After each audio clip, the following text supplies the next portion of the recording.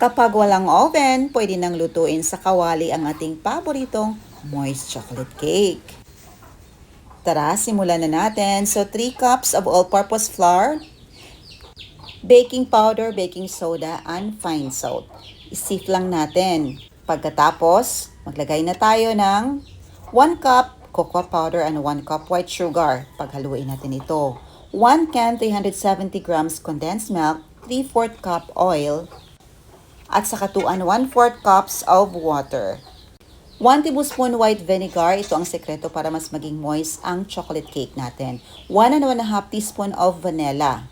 Magpahid ng oil sa ating 4x3 inches na round pan at ilagay ang ating mixture. Tap para mawala ang air bubble at preheated improvised oven, ilagay na natin ang ating mixture at takpan natin.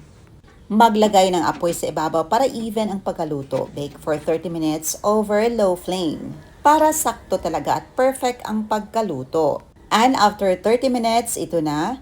I-toothpick test na natin yan and when it comes out clean, that means luto na. Pinapalamig for 10 minutes and i-unmold na natin.